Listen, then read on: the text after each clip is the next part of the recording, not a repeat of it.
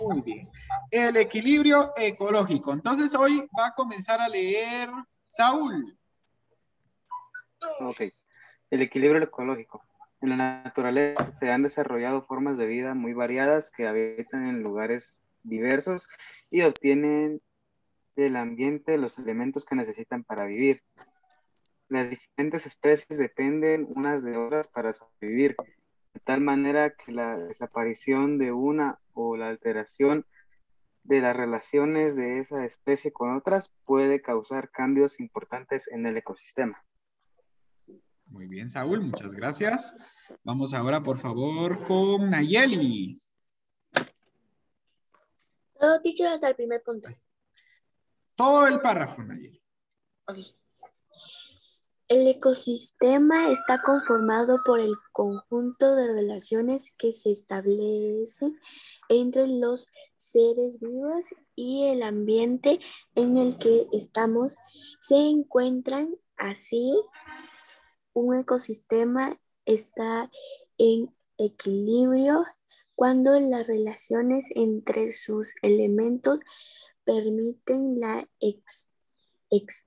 ¿Existencia? existencia y el desarrollo de todos los seres vivos, de todos los que viven en esta condición, en esta condición establecida se denominan equilibrios ecológicos.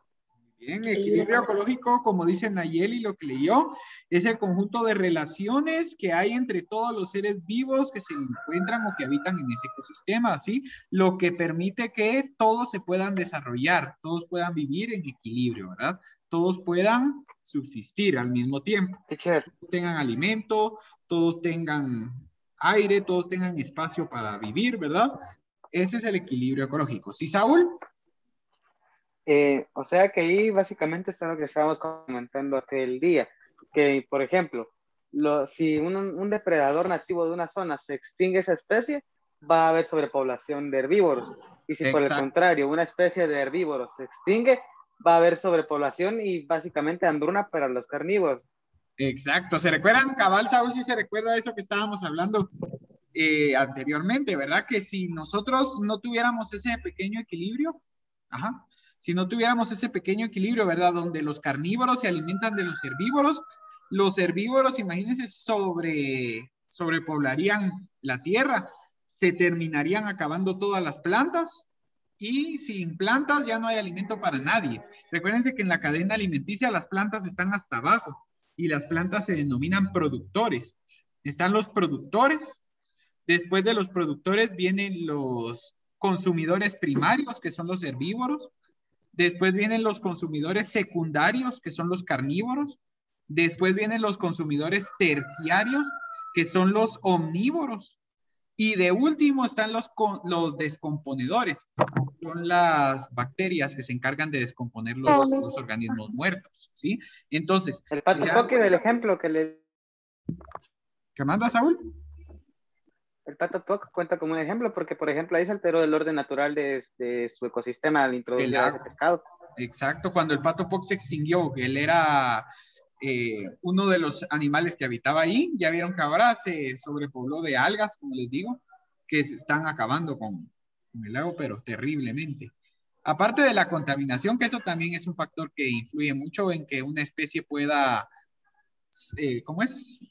Extinguirse. No, pueda evolucionar y volverse más fuerte que las demás que habitan ahí. Entonces eso también forma un desequilibrio, fíjate, Saúl, porque a veces no solo basta con extinguir al consumidor de esa especie, sino que también los cambios climáticos o los cambios ambientales pueden hacer que una especie mute y se vuelva más poderosa que todo lo demás que se encuentra habitando en ese mismo ecosistema. Entonces, al mutar y volverse más fuerte, esa especie va a ser como la especie dominante y puede llegar a extinguir a todo lo demás.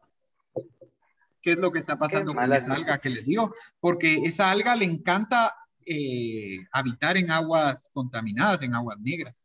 Entonces se adaptó, mutó esa alga. Por lo que ahora es resistente. Ajá, para lograr subsistir, pero al haber sido de las pocas especies que logró mutar para lograr resistir esa agua contaminada, también se desarrolló demasiado en todo el lago y está acabando con las otras especies, tanto de animales como de otras algas. Entonces, ya vieron, la contaminación o una especie que se extinga puede crear un desequilibrio ecológico terrible, ¿verdad? Incluso para el ser humano podría ser desastroso que seres vivos como las abejas se extinguieran de nuestro planeta, porque ustedes saben que las abejas se encargan de polinizar las flores. Ellas agarran el polen de una flor, en las patas tienen unos pelitos y el polen se va prendido ahí. Cuando ellas van a polinizar otra flor, porque recuérdense que ellas recolectan el néctar para hacer la miel, entonces ellas llevan el polen de una flor a otra y eso hace que las flores y las plantas se reproduzcan. Si no existieran las abejas, las plantas comenzarían a marchitarse, porque las abejas son el principal insecto que se encarga de la reproducción sexual de las plantas, que es la que lleva el polen de una flor a otra. Entonces, imagínense, si no existieran las abejas, poco a poco nosotros veríamos cómo se bajaría el número de plantas a nivel mundial y estaría en peligro nuestra propia existencia por haber extinto un animalito así de pequeño como la abeja. Solo para que se hagan una idea de lo importante que es el equilibrio ecológico. Lo Teacher, bueno que las abejas abundan. Sí. ¿Qué manda, Arianita? entonces sería como el fin del mundo porque se extinguirían las abejas, las plantas también, y como las plantas son las que nos dan oxígeno, nosotros también. Exacto. Por eso les digo, imagínense por una abeja, por un insecto, nos Hola, extinguiríamos. hermanos. Como dice Arianita, sería el fin del mundo porque ya sin plantas ya no hay ni oxígeno ni alimento. Y ahí sí que ya no hay cómo se vive sin las plantas. Ahí sí ya no se podría. O sea, si con algún animal extinto se forma un desequilibrio, ahora imagínense sin las plantas. Sin las plantas ya no hay forma de sobrevivir. Ahí sí no se puede, porque recuérdense que ningún ser humano es capaz de producir su propio alimento. Y mucho menos su propio oxígeno. Todos los alimentos que nosotros consumimos están hechos de otros organismos, ya sea organismos vegetales o animales. Pero el ser humano con la energía del sol y con la energía del aire y con los minerales del suelo no es capaz de producir su propio alimento como si lo es la planta. Por eso les digo, sin plantas, ahí sí que estaríamos extintos totalmente, pero todo empezaría con no cuidar a las abejas. Así que cuando ustedes vean una abeja o algo, no le tengan miedo, simple y sencillamente déjenla en paz. Las abejas no son violentas, siempre y cuando una persona no las moleste. Cuando las abejas atacan es porque están en plan defensivo, alguien las atacó y ellas tienen que proteger a la reina. Entonces se ponen como locas, pero es su forma de defenderse, ajá. Por eso Mi les digo, abuela se deja picar por las abejas. pero ya en cantidad es muy peligroso. Por eso les digo que si no las molestan, no les van a hacer nunca nada. Ella lo hace por reuma. Ajá. Incluso hay personas que si ven que las abejas están haciendo un panal, pónganse en una casa o algo, ustedes pueden llamar a las autoridades para que ellas muevan el panal, por ejemplo a los bomberos, para que ellos muevan el panal a otro lugar donde no afecte. No como otros que le tiran cohetes a las pobres abejas. Sí, entonces ahí eso las pone nerviosas y por eso es que se vuelven agresivas. Pero la abeja como animal es muy, muy pacífica. Ella no hace nada si no la molestan. Teacher, ¿Qué manda? me enseñó a cuidar a las abejas porque yo casi que miraba una abeja, la machucaba y la destripaba. Entonces, una vez Pobrecita. encontré una picada y le pregunté que si la machucaba Ivana, y que luego de no, las abejas. y que trajera un pedacito de papel, que la dejara ahí y que le trajera azúcar. Estaba Ajá. comiendo. Es que es lo que te digo, Ivana, si no fuera por insectos tipo las abejas, se podría extinguir hasta la humanidad. Tenemos que tener Incluso cuidado las siempre de cucarachas. toda la naturaleza. Incluso las cucarachas tienen sus funciones. Cada ser vivo que está en este planeta tiene su función dentro de él, aunque no lo La crean. cucaracha actúa como un descomponedor, más en las Ajá. selvas tropicales. Ajá. Imagínense, hasta esas cucarachas son capaces de habitar hasta en territorios como las alcantarillas, igual que las ratas. Ujú. Pero las ratitas son Son más seres como bien, una bien plaga. resistentes. Nunca se van esos dos seres vivos y nunca se van a extinguir, digo yo, las cucarachas y las ratas. Son Las ratas son de demasiado las especies que abundantes. más están poblado a la tierra, solo superado por las gallinas. Sí, dice que si el ser humano se extinguiera, la rata sería la dominante en el planeta. No, teacher, porque ellas también morirían. Si no hay alimento, se acabaría todo el alimento y No, ellas porque se las morirían. ratas Fíjate, de por Ivana, sí que existían. la rata tiene un Comen de organismo todo. tan, ¿cómo se podría decir? Tan Parecido al rastrero. humano. No, tan rastrero, que las ratas pueden sobrevivir hasta comiendo plástico o cartón si no encuentran O nada de incluso sus comer. propias heces. Ajá, O la rata comen su sobrevive siembra. con lo que sea. ¿Por qué crees que viven en las alcantarillas? Porque se pueden alimentar de lo que sea, basura, como dice Saúl, Qué asco. restos de animales. De sus propias Ajá. cosas, dijo. Las ratas pueden comer Incluso lo que entre ellas sea. mismas. Ellas se matan con canibalismo. Sí, Caníbales. así de locas son las ratas y de resistentes. Muy bien, Tan bonitas que son. vamos a continuar, Teacher, niños. ¿para qué sirven las Ver piedras? caminando una rata no es bonito. Ver. A mí me gusta. Muy bien, vamos a continuar, niños, para mientras. Vamos con la dinámica de los ecosistemas. Le toca a Josué Godínez. Josué Godínez, lea, por favor. Por favor. Yo también, dicho, voy esperando como 3 clases. Ya les va a tocar. El segundo párrafo. ¿Josué no lleva la lectura? Sí, teacher, por el segundo párrafo. No, ese no es. Entonces vamos a El darle primero. a alguien más, Los porque ecosistemas si no tienen llevan la comunidad. lectura van a perder su turno. Astrid, Los ecosistemas tienen la capacidad de mantenerse en equilibrio gracias al constante movimiento de materia y energía que ocurre en ellos.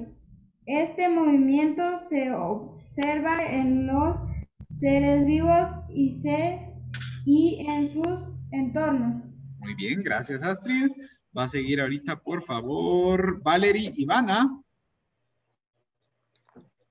Por ejemplo, todos los organismos mueren en algún momento y al morir la materia y la energía que utilizaban son devueltas al ecosistema, además del espacio ocupado, determina el ser vivo y los alimentos que toman se ponen a disposición de los otros organismos de la comunidad.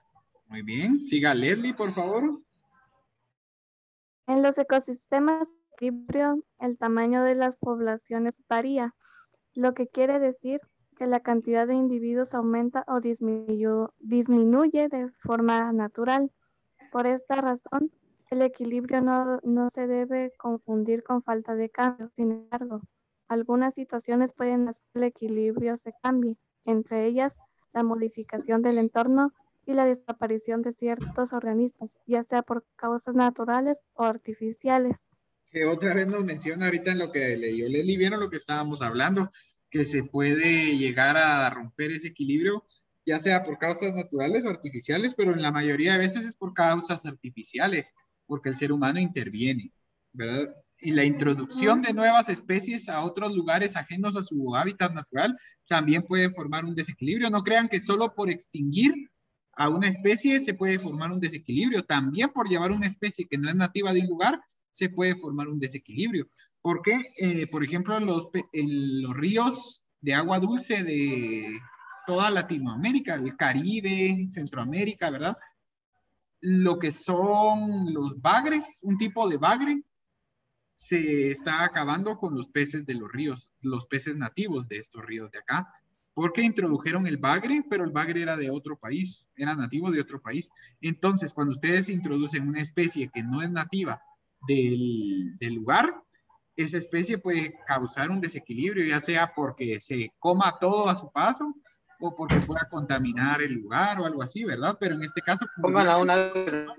el bagre se alimenta de todo lo que encuentra a su paso, entonces está acabando con los peces nativos de los ríos. ¿Manda, Saúl?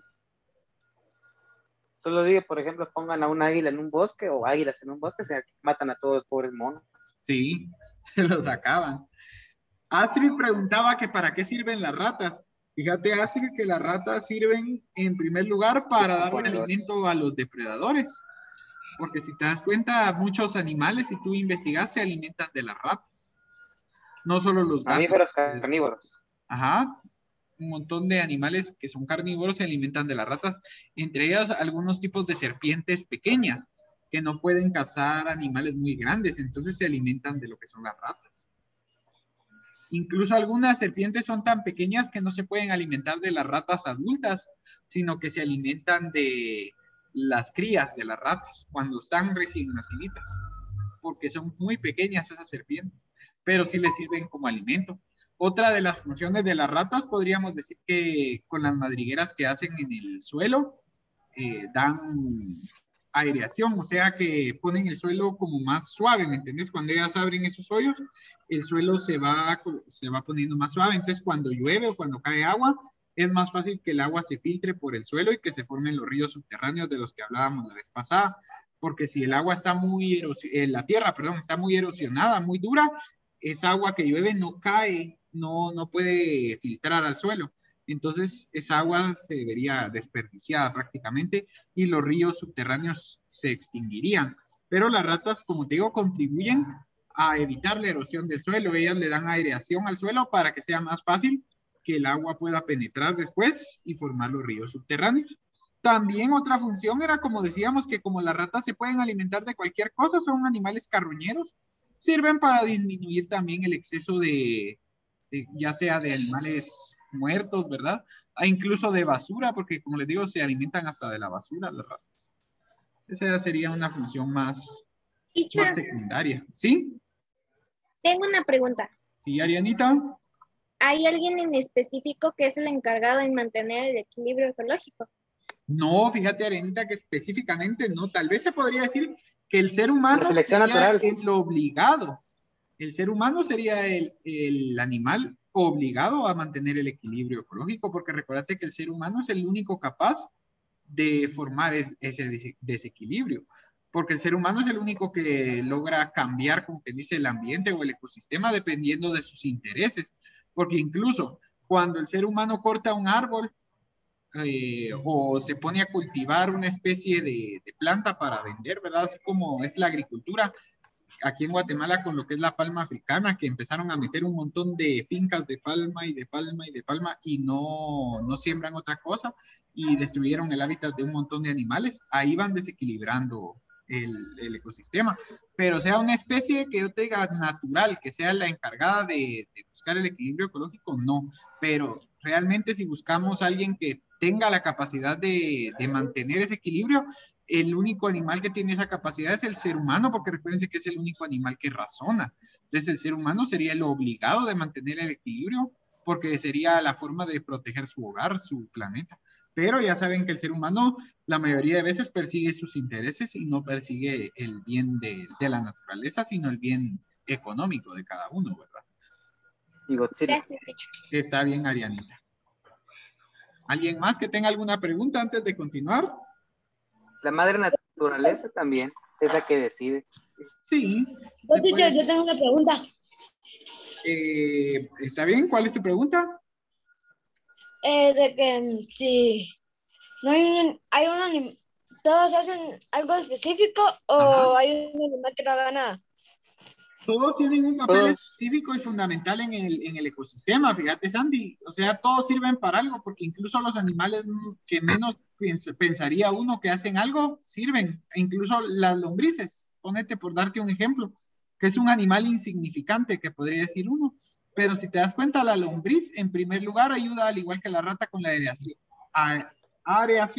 aireación del suelo, porque ella al estar metida en el suelo hace que el suelo sea más poroso, que esté más suelto, entonces que la filtración del agua sea más fácil. Y en segundo lugar, la lombriz con sus excrementos le da un fertilizante, pero maravilloso al suelo. Entonces eso hace que las plantas tengan mejores nutrientes al momento de absorber con la raíz y de mejores frutos y se mantenga en mejores condiciones. Entonces, un animal tan insignificante como la lombriz puede ser muy importante para todo el ecosistema, porque si la planta está bien frondosa, bien verde y da bastante fruta gracias al abono o a los minerales que pueda aportar las lombrices al suelo, todos los animales que se alimentan de esa planta y luego los animales que se alimentan de esos animales van a estar bien. O sea, por eso te digo, todos los animales, por más insignificantes que sean, tienen un papel fundamental. Los únicos animales u organismos que les dije yo que no servían para nada más que todo eran los parásitos. ¿Se recuerdan cuando vimos el parasitismo? Porque esos animales se dedican únicamente a alimentarse de otros, pero lo van matando lentamente, ¿verdad? Entonces se podría decir que esos animales sí no tienen una función muy importante dentro del ecosistema porque se encargan solo de perjudicar a los demás. Teacher, tengo una pregunta. Teacher, ¿Nayeli? Una pregunta un poco rara. Ajá. ¿Los humanos son animales? ¿O una Sí. especie de animales? Sí, Son primates. es parte del reino animal. Porque cuando ustedes han visto los reinos de la naturaleza, han visto que hay reino animal, reino vegetal, reino protista, está el reino fungi, y antes estaba el reino monera, pero ahora no sé cómo se llama, creo que le cambiaron el nombre, pero sí, esos eran los 5 reinos, 5 reinos de la naturaleza, pero no ves una división entre reino animal y reino humanoide, por ejemplo, sino que está... Ajá. teacher, yo te le tengo una pregunta. Gracias, Leslie. teacher. ¿Cuál es su animal favorito? Mira, pues, animal extinto favorito, el dinosaurio, pero animal que exista, las tortugas. Oh, No molestan a mí para me gustan nada. los felinos, teacher. Los ¿Quiere un felinos. caldo de tortuga, teacher? Sí. No, no me gusta ver cuando se comen a las tortugas. Pobres tortugas, ¿verdad? Sí, no me gusta. Me siento mal cuando miro que se las comen. Y teacher, ¿cuál es el animal que menos le gusta? Los parásitos, esos que estábamos viendo. Todos los animales Las que sean babosas parásitos. tampoco sirven para nada, ¿o sí? Bien. Ah, se comen las hojas descompuestas. Las babosas, lo que pasa es que son animalitos que a veces pueden causar daños también porque se comen incluso las raíces de las plantas, entonces les pueden causar Vengan los incluso agricultores. la muerte. Les Teacher. causan enfermedades o incluso la muerte, pero también tienen su función dentro de un ecosistema. Manda, Arianita. Disculpe que lo interrumpa, pero le escribí algo acerca de mi duda en el chat. Ahorita vamos a ver. Muy bien. Ahorita vamos a ver. Solo antes de responder las preguntas que tienen ahorita en el chat, solo necesito que alguien lea especie antes de poder avanzar a la siguiente página. Que lea el significado de especie, es el cuadrito anaranjado. ¿Qué dice? Hillary, no ha leído, ¿verdad? Especie, acá Hillary. Es el cuadrito anaranjado que está ahí arriba, hasta arriba de la página. Ok, leo ese. Sí, por favor, Hillary. Ok, especie. Conjunto de organismos capaces de reproducirse entre sí y generar descendencia fértil es la unidad básica de la clasificación de los seres vivos. Excelente, muchas gracias, Gilani. Entonces, niños, le vamos a llamar especie al conjunto de organismos que sean todos iguales, ¿verdad? Por ejemplo, si hablamos de especies, vamos a hablar de las vacas, son una especie. Los cerdos son otra especie. Si hablamos de los monos, son otra especie. Los humanos, otra especie, ¿verdad? Cada tipo de animal o de planta o de ser vivo va a ser una especie, ¿verdad? Siempre y cuando compartan las mismas características físicas y también genéticas, ¿sí? El gato es una especie. El gato es una especie, exactamente. Y el gato es una especie parecida a otros felinos, pero no es lo mismo, ¿verdad? Se va subdividiendo y subdividiendo y subdiviendo, porque Se van de gatos subdividiendo. también hay muchas especies. Exacto. Y de esas especies, variaciones de cruces, y así nos vamos. Exactamente. Y Qué se forma montón. un árbol genealógico solo de felinos. Entonces, Arianita dice... Ajá. Dice, la encargada de mantener un equilibrio de la naturaleza es todo lo que forma parte de ella, el aire, el agua, los elementos de vital importancia. Sí, pero Arianita, recordate que todo eso, la naturaleza ya está, o sea, la naturaleza siempre va a seguir su mismo curso, es un ciclo, ¿verdad?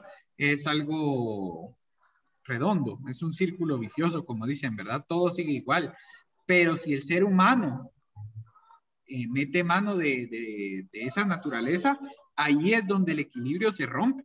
Por eso era que te decía yo que el encargado obligado del equilibrio sería el ser humano, porque nada cambia de la noche a la mañana. Tiene que haber algo que lo altere. Y el ser humano es el que siempre anda alterando la naturaleza. Y por eso es que el equilibrio se rompe.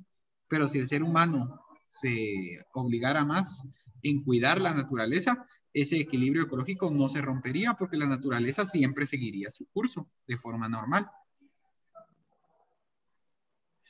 Muy bien. Ahora vamos a ver entonces quién va a leer. Va a leer Matías, las alteraciones del equilibrio ecológico. Ahora sí vamos a ver por qué se altera ese equilibrio, aparte de por las mismas especies animales, ¿verdad? Lea, por favor, Matías. Las alteraciones en el equilibrio de los ecosistemas pueden relacionarse con fenómenos de la naturaleza o con cambios generados por las actividades humanas. Muy bien. Puede alterarse el equilibrio por fenómenos de la naturaleza o por cambios generados por las actividades humanas, que era lo que estábamos hablando. Entonces, vean, dice, las alteraciones de origen natural. Lea, por favor. ¿Quién ha leído? Vamos a ver. Génesis, no ha leído Génesis. Los fenómenos de la naturaleza pueden alterar el equilibrio ecológico, ocurren debido a diferentes procesos geológicos como el movimiento de la corteza terrestre o la variación del clima. Algunas de estas son... Muy bien, gracias, Génesis. Entonces vamos a ver, niños, algunas alteraciones que se pueden dar de origen natural a los ecosistemas. Lea, por favor, la primera, los sismos o terremotos. Brittany.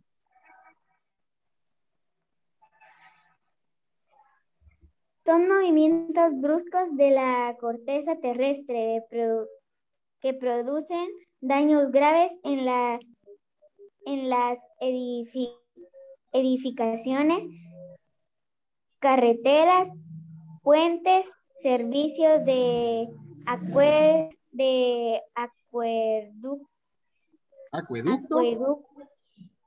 acueducto, energía, gas, y que en muchos casos causan otros fenómenos como incendios, desplazamientos de tierra, hundimientos del suelo e inundaciones. Muchas gracias, Brittany. Lea, Santi, por favor, las erupciones volcánicas.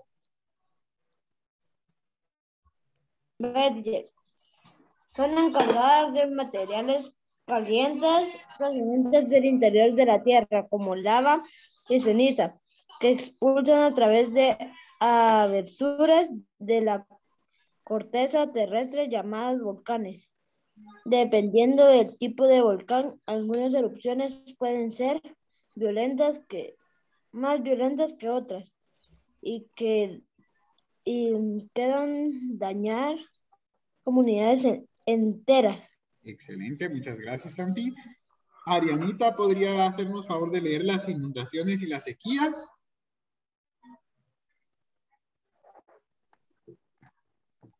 Ocurren por la ausencia prolongada de los periodos de lluvia, en el caso de las sequías, o por el aumento excesivo de los niveles de agua. En el caso de las inundaciones, algunas actividades humanas como la deforestación y la desviación de cauces de ríos alteran el ciclo del agua y contribuyen con la aparición de estos fenómenos. Excelente, Arianita, muchas gracias. Y por favor, Josué, ahora sí, espero que esté llevando la lectura. Lea el último, los huracanes y los tornados. Ok, teacher. Son movimientos fuertes de viento que se forman en los mares cuando tocan la superficie terrestre, arrastran con la vegetación, los edificios y todo aquello que pueda ser elevado para la corriente de aire. Los fuertes vientos afectan islas y regiones sobre los continentes, pierden fuerza y desaparecen.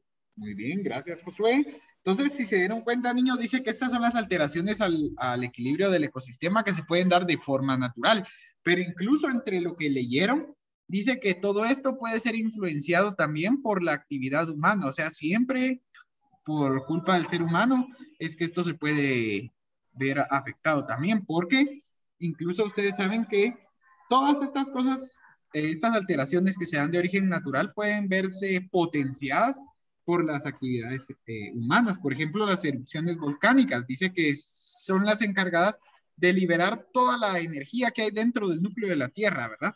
Para que el núcleo de la Tierra no explote como que fuera una bomba atómica. Por medio de los volcanes se libera esa energía. Por eso es que se dan las erupciones volcánicas, para que se libere un poco de esa energía que tiene el núcleo y no se dé una explosión gigantesca. Pero debido al calentamiento global de tanta contaminación del ser humano en el planeta, entonces ya el planeta se sobrecalienta más, muchísimo más, y entonces eso hace que el núcleo guarde mucha más energía, mucho más calor. Y entonces las erupciones volcánicas se van a ver más potenciadas. En primer lugar, van a ser más fuertes. Y en segundo lugar, va a haber más explosiones o erupciones volcánicas alrededor del mundo. Por eso es que han visto ahora ustedes que cuando hay una erupción en algún volcán del mundo, empiezan a salir noticias que hubo erupción en no sé dónde, que hubo en Japón, que hubo en Guatemala, que hubo en Europa, que hubo en Sudamérica, y empiezan a ver que por todos lados hay erupciones volcánicas, ¿verdad? Pero es por lo mismo que les decía, el calentamiento global potencia estas erupciones porque acumula más calor en el centro de la Tierra, en el núcleo de la Tierra. También, como decía aquí en el libro, en lo que leyó Arianita, lo que son las inundaciones y las sequías, ¿verdad? Las inundaciones se pueden ver afectadas si el ser humano desperdicia el agua o mueve el curso del agua, ¿verdad? De los ríos, lo desvía. Entonces se puede llegar a inundar un lugar donde no estaba acostumbrado el suelo a que pasara agua. Por ejemplo, si el río pasa por acá y yo lo desvío hacia acá, ¿verdad? Ese suelo donde yo estoy desviando el río no está acostumbrado a que el agua pase por ahí. Entonces, en una crecida del río o en una tormenta, ese río va a inundar todo ese suelo por donde yo lo desvié. ¿Pero por qué? Porque ese suelo no está acostumbrado a que pase agua por ahí. Entonces, ese suelo le va a costar más, va a tener menos capacidad de absorción del agua, porque, como les digo, el río no estaba pasando por ahí anteriormente, sino que fue una desviación la que hizo que pasara por allá. Y las sequías son todo lo contrario. Las sequías es cuando no hay ni gota de agua. ¿Y por qué se dan las sequías? Porque el ser humano corta los árboles. Y los árboles, sabían ustedes que son los encargados de mantener la humedad del suelo. Incluso los árboles llaman lo que es la humedad, llaman lo que es el agua. Sin árboles en un lugar, el agua desaparece totalmente. ¿Por qué creen ustedes que los desiertos son secos, secos, sin gota de agua?